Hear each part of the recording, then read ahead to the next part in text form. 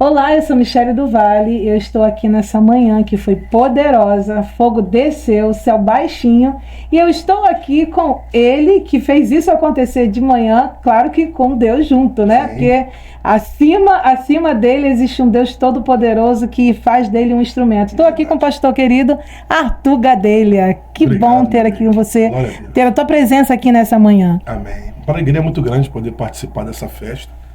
A De Recomeço é uma igreja que eu tenho um carinho muito especial. Quero mandar um abração ao pastor Hélio, pastora Aliciane. E agora participar desse evento do coral, para mim é uma alegria. Obrigado pela escolha. E que eu possa participar mais vezes aí, porque foi muito forte. E eu quero convidar você para vir mais tarde, né? Com certeza, com certeza. Tremendo. Foi tremendo. Pastor Arthur Gadelha, quanto tempo de ministério? Amiga, eu faço agora, dia 27 de outubro, eu faço 19 anos pregando. 19 anos. Comecei com 13, com 12 para 13 anos. Uhum. Tenho 31, faço 32 agora, em outubro. Mas eu tenho 19 anos pregando o evangelho já integralmente. Desde os 13 anos, isso? Eu conto a primeira viagem que eu fiz, né, saindo para pregar fora, desde os 12 para 13 anos. Uhum. E aos 13 anos, qual foi o momento que você sentiu Deus falar com você através, assim, olha, você tem um chamado? Sim. Porque 13 anos é uma idade bem, ainda dá na adolescência ainda, né? Eu aceitei Jesus a primeira vez, a única vez, né, mas eu fui o primeiro da minha casa, né, minha família toda não evangélica, e eu comecei a fazer os jograis da igreja. Que legal. Eu comecei pregando no jogral, aí eu perdi a vergonha, aí eu descobri que eu sou bom de memorizar, porque o jogral é muito texto, né? Tanto que eu lembro até hoje, quase 20 anos atrás eu lembro. Isto diz o que é santo, o que é verdadeiro. E da Assembleia de Deus de Bangu, em Vila Kennedy, eu sou de Bangu, né, Vila Kennedy, aí na Assembleia de Deus de Bangu, jogral, aí comecei fazendo para muita gente, perdendo a vergonha. Eu sempre tive um estilo de liderança, fazia os ensaios, ensaiava os meninos, então eu comecei a sair, gostar das pregações, ouvir muita gente, e ouvindo Deus através dos profetas, falando da chamada. Aí começou a despertar o desejo em mim de pregar. Aí meu pai um dia foi me ver fazendo um jogral na igreja, com cigarro no bolso, minha mãe a mesma coisa. E saíram de lá impactados, chorando. Quando eu abri os olhos, eles estavam lá na frente já, depois que o jogral acabou. E hoje eles são pastores, depois nunca mais se desviaram. Então eu levei todo mundo para Jesus. A gente tem uma casa hoje que serve a Jesus. E começou o ministério. E como que é a sua rotina?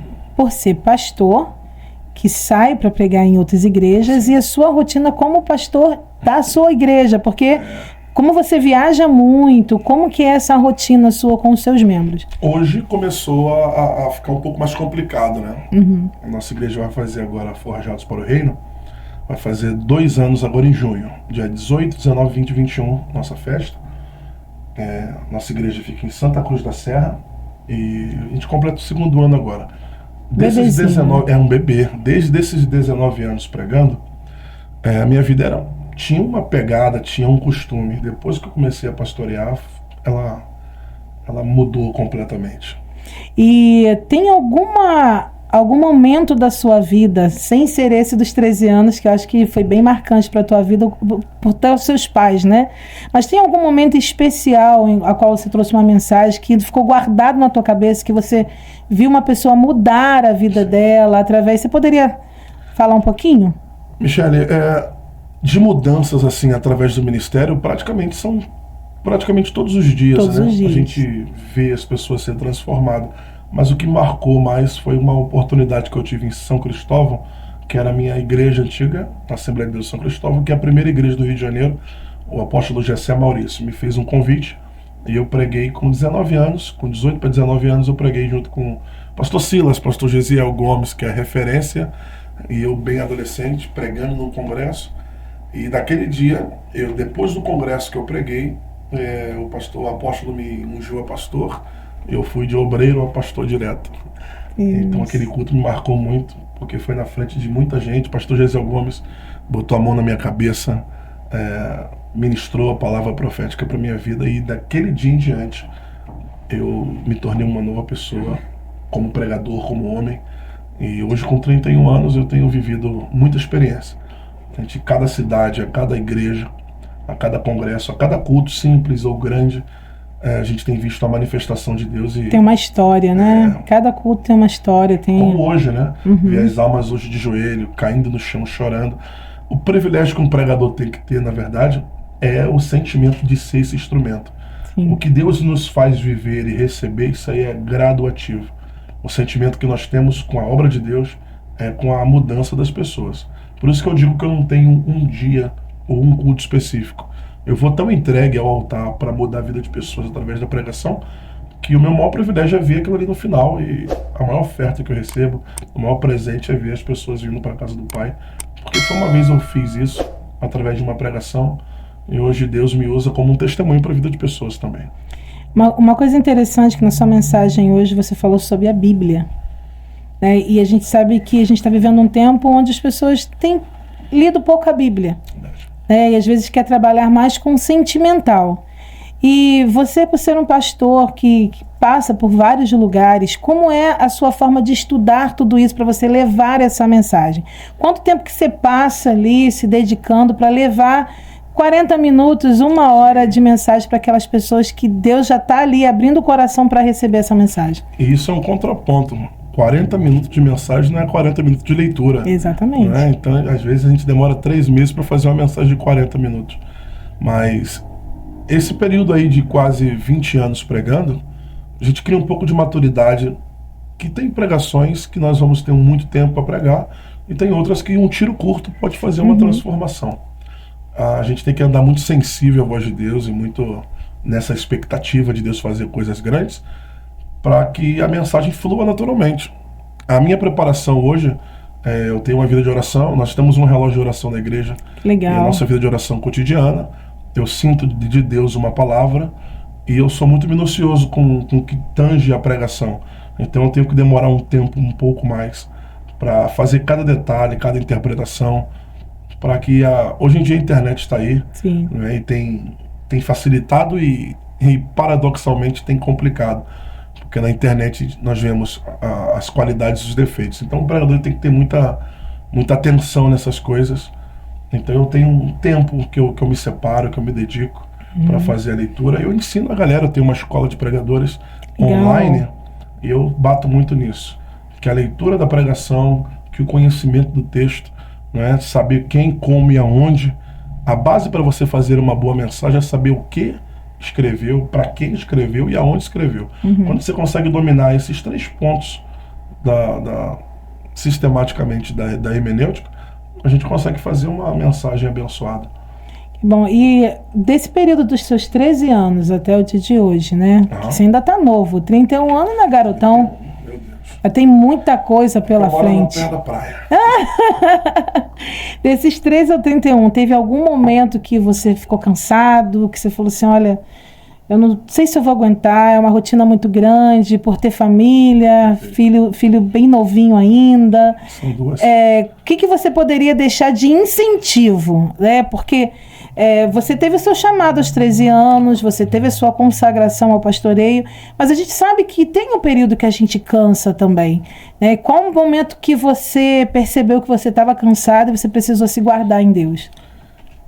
Esse lance de cansado é perigoso, né? Porque Sim. a gente está cansado toda hora. É verdade. Né? Ainda mais quando você está na estrada, vivendo integralmente para o ministério, tem dias que você quer... Eu quero ser muito sincero, porque a gente está falando agora na nossa conversa, mas é para milhares de pessoas. Sim. E tem dias que a gente quer estar no altar querendo estar sentado. Imagina. Né? Eu acredito que tem dia que você não quer cantar, você É quer verdade, ouvir. quer ouvir. Mas a chamada é nossa, né? Deus nos deu, Deus confiou na gente. E o nosso sofrimento não tem nada a ver com o nosso chamado. A gente tem que sofrer e tem que saber que o que a gente passa lá dentro é lá dentro. Chega no altar, a gente tem que se entregar literalmente. Sofra eu literalmente, mas não a obra. Sim. E por mais que a gente esteja cansado e estejamos naquela fadiga ministerial, né? Eu falei até para minha esposa que eu queria ter aquele poder de... Eu não estou cansado de pregar, eu só tenho um cansaço da viagem. Eu queria me teletransportar, pegar, montar, chegar em casa, porque literalmente é muito cansativo. É muito cansativo. Né? Quando você sai de um lugar para o outro, eu moro em Caxias, vim pregar em Itaboraí. Agora é fácil, eu vou almoçar, vou pregar na minha Santa Ceia hoje, aí amanhã eu viajo, aí fica aeroporto, rodoviária, carro, estrada, é muito cansativo. Tem cidades, você chega para pregar no congresso, o peso espiritual conta muito. Conta muito. Né? Existem potestades na cidade diferentes, que é diferente daqui, e o mundo espiritual é muito verdadeiro. Então, quando um pregador, ou um profeta, ou um cantor sai do seu estado para abençoar um outro lugar, é muita coisa. Você chega na cidade cansado, meio que fadigado, então você tem que ter uma vida de oração para isso, para te bloquear do mundo espiritual. Também a cultura, né? Às vezes do local, porque cada estado às vezes tem uma cultura diferente, uma linguagem diferente, né? E às vezes também a gente tem que estar atento a isso. Quando a gente chega, a gente primeiro tem que estudar o local para depois a gente descansar e saber que a gente vai ser direcionado. Tem algum versículo que você leva durante esses anos teu aí de pastoreio que você guarda no teu coração como se Deus tivesse... É esse versículo para você cada dia prosseguir? Tenho. Eu respondendo aquela pergunta que você fez, a última, qual é a frase que eu deixo pra galera, né? E a dica que eu deixo pro povo é o seguinte: para você suportar o cansaço, as traições, para você suportar as línguas que se batem, para você suportar o peso da chamada, você tem que saber que você tem que amar o que você faz. Se você não amar o que você faz, você não suporta nada disso. Nós suportamos porque amamos o que fazemos. Se nós não amássemos, nós não aguentaríamos. Tem dias que o pregador, que o pastor engole um sapo, não engole um brejo inteiro. E por que ele não joga tudo pro alto? Porque ele ama o que faz.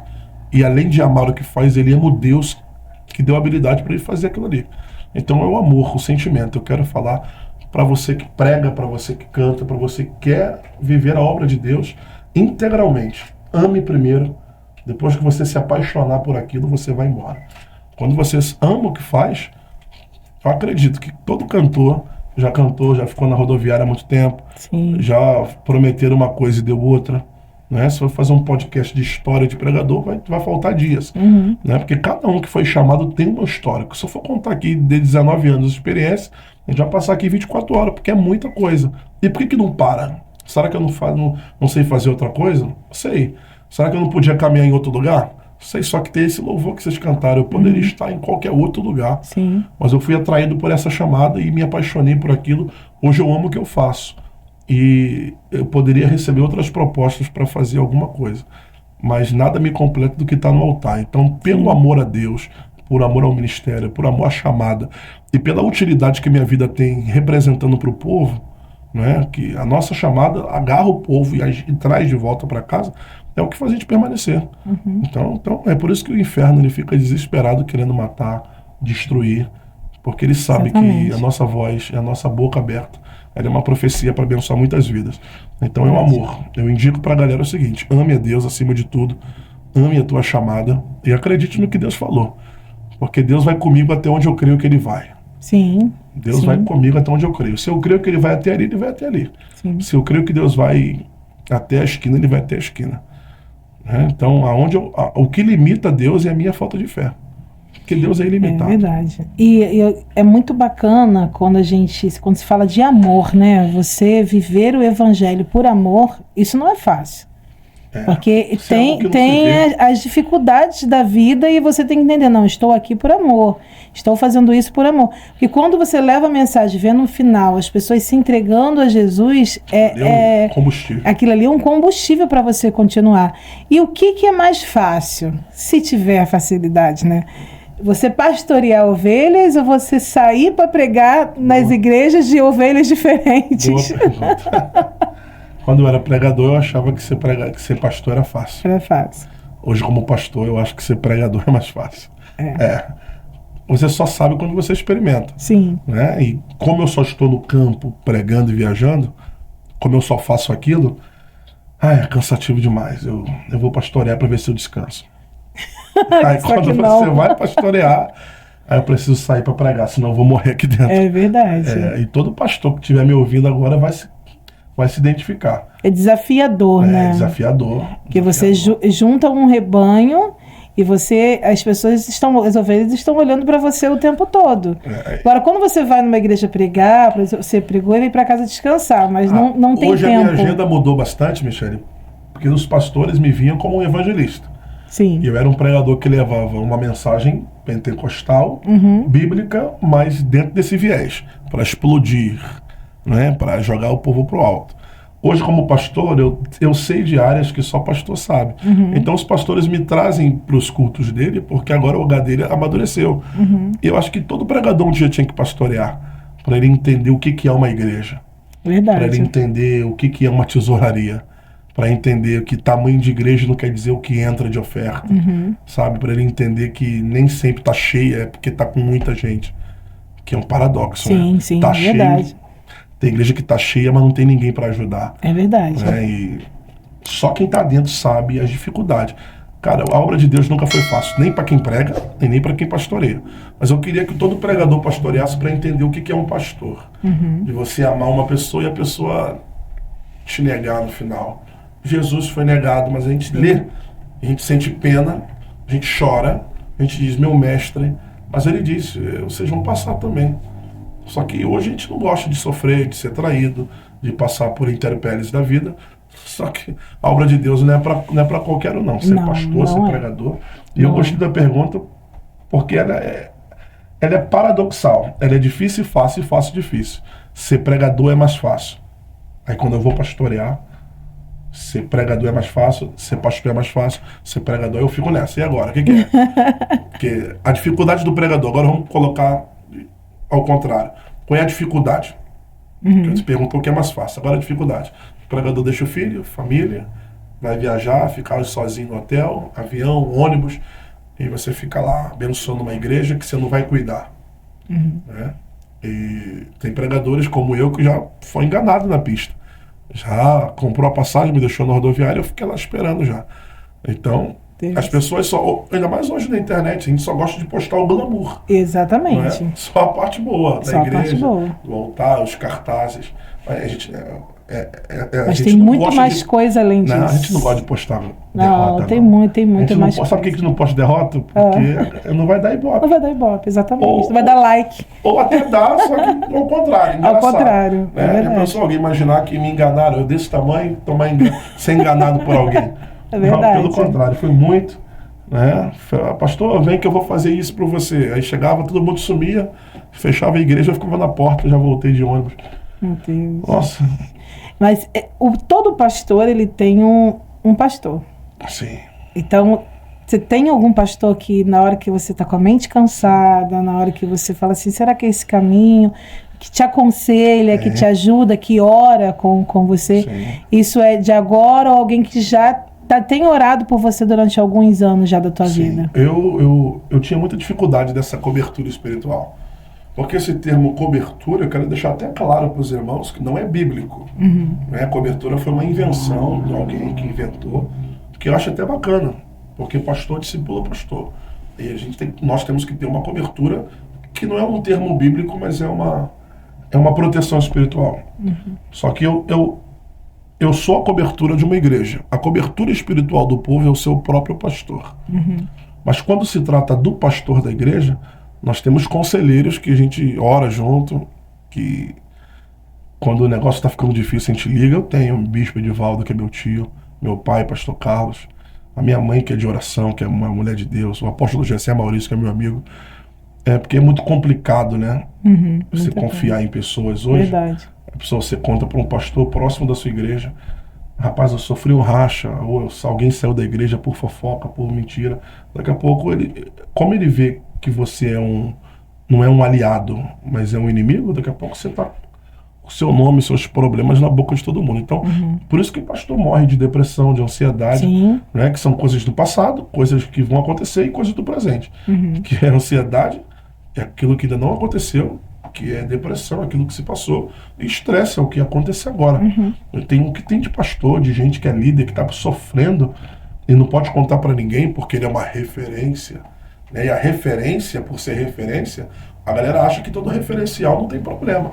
Não tem vacilos, não tem erro, não pensa alguma coisa. Não, a referência é santa. É aquela história de Naamã. Naamã, ele era Naamã fora. Em casa ele tirava, ele era um leproso. Só que a vida de Naamã mudou quando a empregada, que era uma menina, soltou uma profecia para Naamã e dando um norte para Naamã. A lepra de Naamã é contagiosa, mas a fé da menina foi mais contagiosa Mais do que a lepra de contagiosa que a Naamã. lepra de Naamã. Então é o seguinte, Naamã na rua ele era referência, em casa ele era leproso. Isso é um grande problema.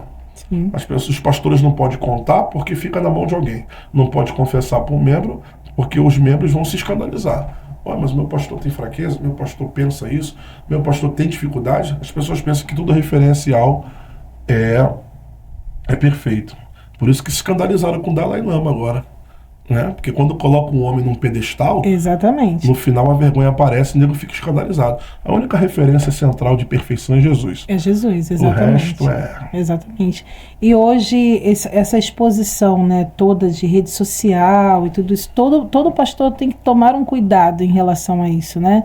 E Perfeito. independente que vá pregar, que queira um crescimento nas redes sociais, porque às vezes é uma coisa muito misturada. A gente quer um crescimento nas redes sociais, mas a gente sabe também que da mesma forma que ela te leva para um lugar, ela te Verdade. derruba. Muito complicado. Ela te derruba. E a gente está vendo um posicionamento de crescimento de muitos pastores, né? Muitos pastores nesse meio das redes sociais. Como que você tem visto isso? Essa exposição de tantos pastores na rede social. É bom por um lado, não é bom por um outro? Como que você traz esse discernimento aí pra gente? Amiga, a internet em si ela é boa para quem sabe usar. Né? E ela é um problema. Para quem faz dela é um problema. Eu acho que tudo que é exposto demais se torna problema. Nós temos que ter toda a moderação. Essa ferramenta aqui é para nós usarmos e não para sermos usados por ela. E tem pessoas que estão sendo usadas pela internet. Né? Não está propagando o nome de Deus, propaga o seu próprio nome. Deus nos deu essa permissão de conhecermos essas ferramentas simplesmente para isso, para elevar o nome do Senhor. O que antigamente era a televisão, hoje se tornou a internet. Verdade. A televisão está perdendo força, hoje a televisão é isso aqui. É verdade. Não é? Então, se eu não souber cuidar disso aqui, se eu não souber cuidar dessas coisas, que elas vão acabar afetando a minha vida. Sim. Sabe? Então a internet, guerra de pastores, isso complica muito. Sim. Não é? Eu não sou obrigado a pensar como o outro pensa. Sim. Mas eu sou obrigado a respeitar o que ele pensa. Sim. E se eu quero que há paz entre os irmãos, eu faço a minha parte, ele faz a dele e acabou. Agora, quando vem essa discussão, pastores discutindo por ideologia, a minha igreja é maior, não, você não foi chamado. Quem perde é o reino de Deus. Exatamente. Quem perde é o reino. Aí vem pessoas sérias, depois dessas baboseiras, as pessoas ficam queimadas, porque acham que todo pastor é igual ao outro pastor, que todo crente é igual ao outro crente. E a gente não está aqui para guerrear entre si. Sim. A nossa guerra é contra o inferno. Sim. Sabe? O que João Calvino pensou, eu respeito. O que Jacob Armínio pensa, eu respeito. O que os teólogos britânicos, franceses e todos os teólogos do mundo, eu respeito. Mas eu sou servo de Deus. Eu prego a palavra de Deus e eu procuro ser o mais coerente da Bíblia possível. Eu não vou ficar aqui discutindo o que eu acredito. O que eu acredito fica dentro do meu quarto. Sim. Né? Por isso que eu falo que há diferença. Altar se prega o que está escrito. Usos e costumes, o que eu acredito, prego dentro do meu quarto. Porque o que eu acredito fica no meu computador, fica no meu notebook, fica no meu telefone. O que eu concordo com a teologia de outros. Agora, altar é lugar de pregar o que está escrito. Porque nem todo mundo que está sentado tem o conhecimento que eu tenho. Eu não posso vomitar o meu conhecimento para as pessoas. Né? Então a internet é boa por um lado e é problemática por esse lado. Quem sabe usar a internet para benefício, está arrebentando, está crescendo. Sim. Né? Um podcast é maravilhoso. Para mim, é uma das maiores ferramentas que tem hoje. Eu passo o dia inteiro ouvindo podcast. Eu gosto bastante também. Sabe? É de crescimento espiritual. Com certeza. Esse material que eu tenho, que vai se tornar livro, eu falo sobre o ouvir. Por que o registro auditivo é menos falado, mas ele é o mais importante de todos os 5 sentidos do corpo?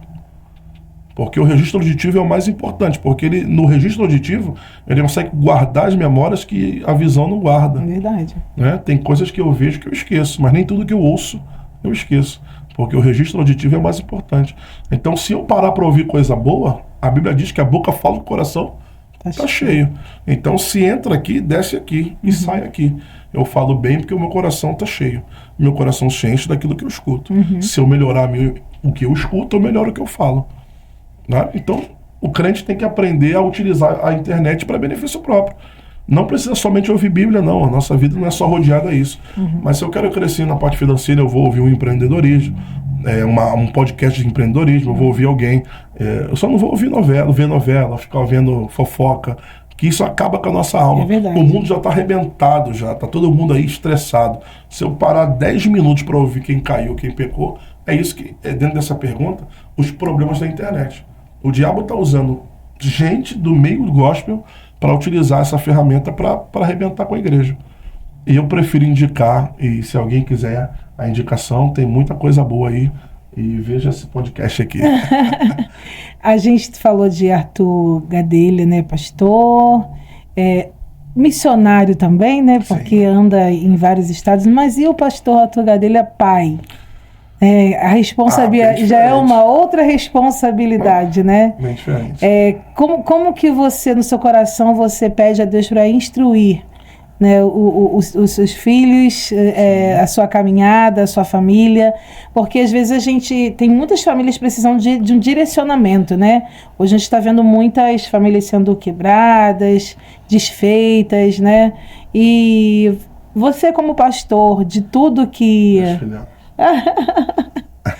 E você, como pastor, que conselho você dá como pai também das famílias?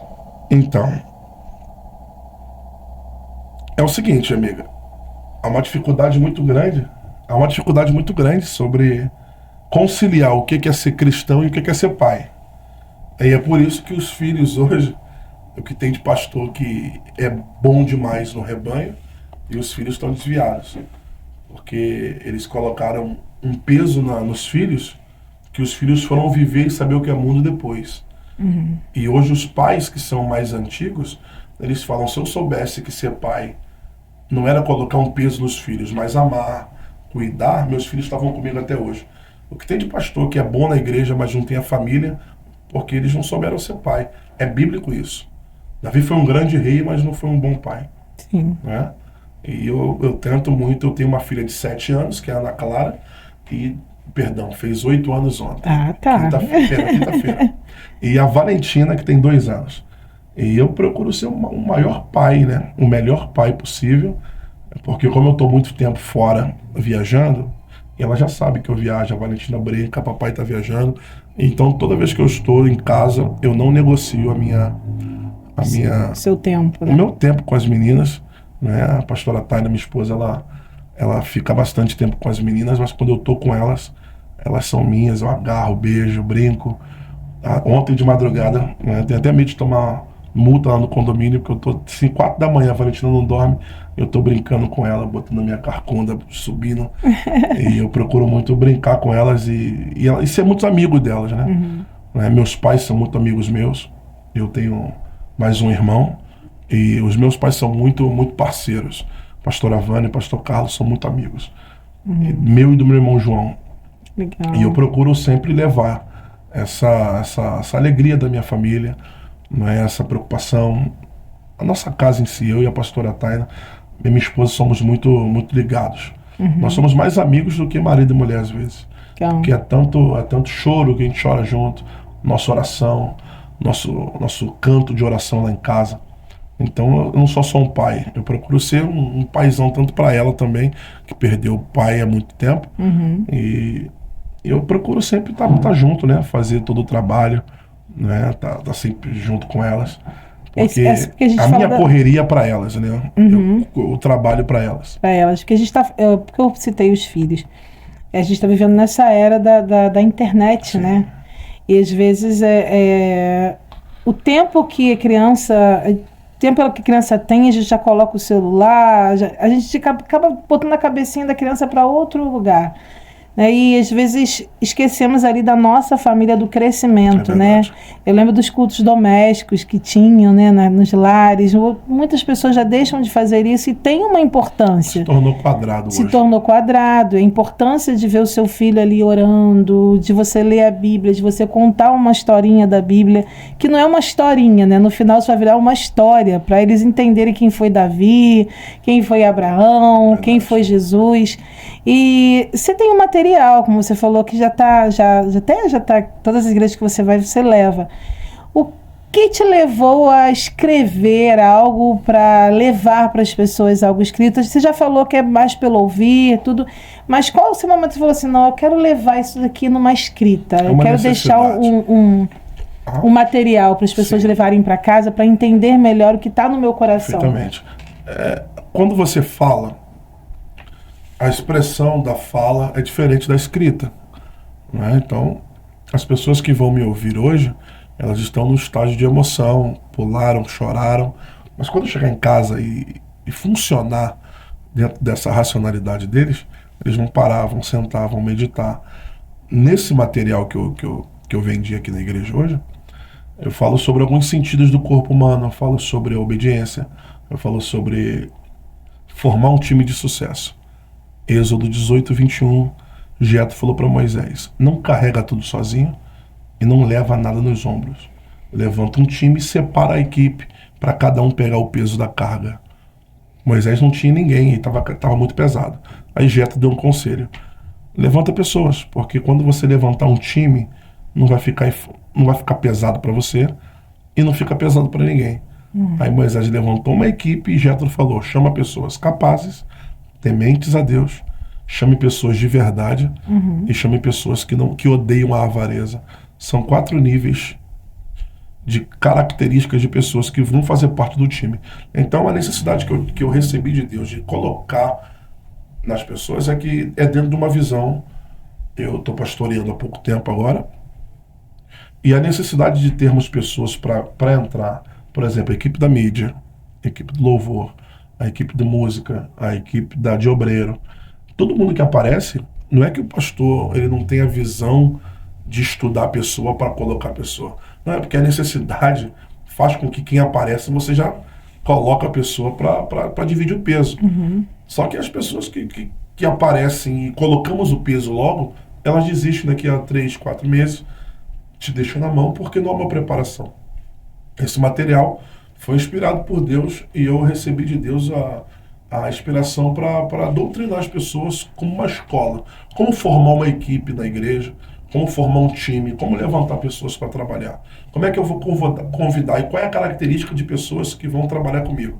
Segundo a Bíblia, para trabalhar do meu lado tem que ser gente de verdade. Porque gente de mentira não vai até o final.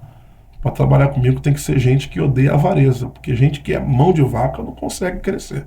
Para andar comigo tem que ter capacidade, né? E para andar comigo tem que ter temor a Deus. Então são níveis que Deus coloca para você formar um time. É claro que você não vai formar gente pronta. Se é formação, está em crescimento.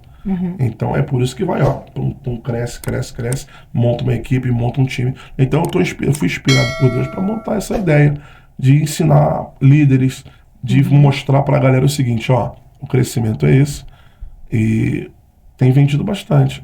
Ele está em apostila, vai se formar em livro agora, e são 4 temas específicos que eu quero montar e formar até esse ano, agora final do ano, para a gente montar 4 níveis de times. Legal. Então são necessidades da igreja que nós vamos percebendo, Deus vai nos inspirando, não é? E eu acredito que você, como cantora, que é formada em música, você vai sair para ver, você vê vídeos, sai para cantar fora, então você vê os déficits, vê os defeitos, os problemas, que você pode botar numa apostila, segredos que você percebeu de erros, não é? Porque são ferramentas. Hoje tudo é uma ferramenta para alguém, não é? A gente, para montar um podcast, tem gente que está na frente. Então a gente vai estudar pessoas que são mais experientes para a gente não cometer os erros que cometeram. Então, quando eu tenho uma ferramenta boa, eu estou abençoando pessoas. Não é? Nosso ministério é ferramenta para alguém, nunca é para nós.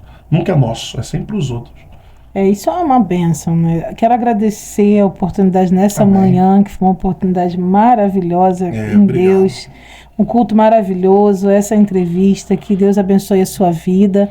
E para a gente encerrar, eu queria que você deixasse uma palavra, né, de incentivo, de crescimento, para aqueles que estão assistindo e às vezes estão, com o coração desanimado, às vezes o tal do cansaço da vida, né? E eu queria que você deixasse uma palavra para eles e já te agradecendo pela essa oportunidade de estarmos aqui nessa manhã, nesse podcast. Eu quero louvar a Deus pela sua vida, toda a equipe que está aqui e que você tenha um culto abençoado mais tarde. Amém. E eu quero convidar você, tá? participando ao vivo com a gente, que mais tarde tem um culto poderoso aqui. Sim. Se eu pudesse estar aqui, eu estaria, mas eu vou estar aqui mais vezes. Com certeza. De recomeço se tornou a minha segunda casa. Com certeza. Eu tenho certeza. Você vai estar comigo semana que vem. Sim. Né? Eu vou estar anunciando e vai ser uma bênção. Eu quero deixar uma palavra para todos que estão caminhando conosco aqui nesse podcast e vão ver, né, posteriormente.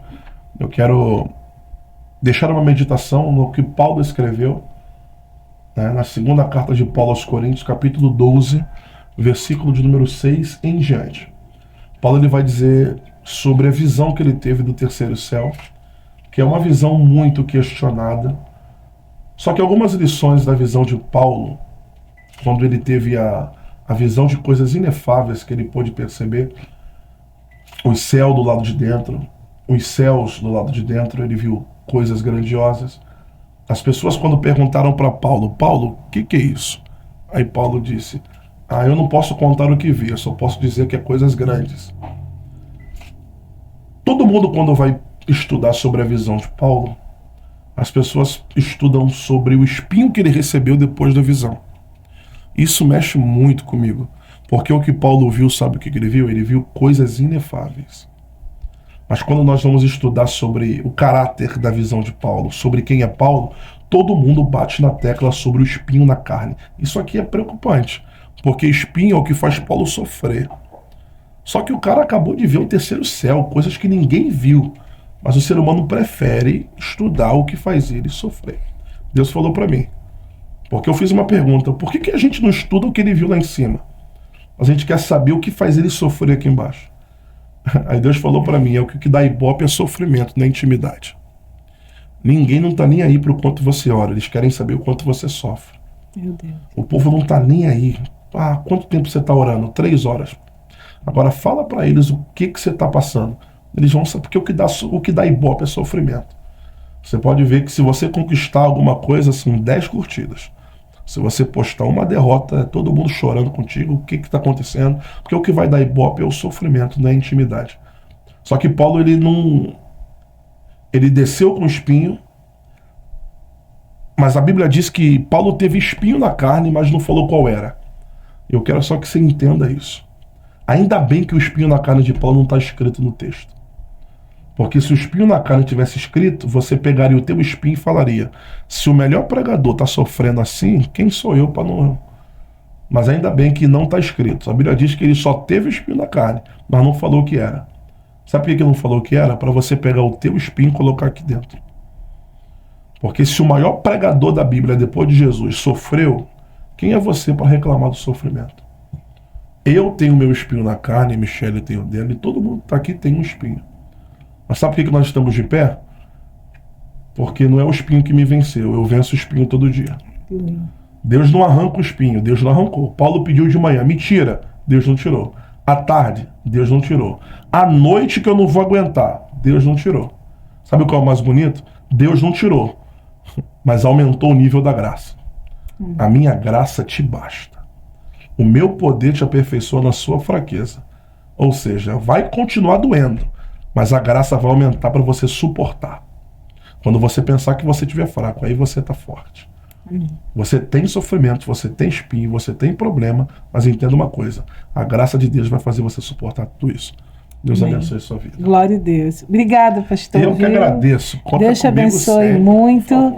E obrigado a vocês também que ficaram conosco até agora. Que Deus abençoe a vida de vocês. Amém.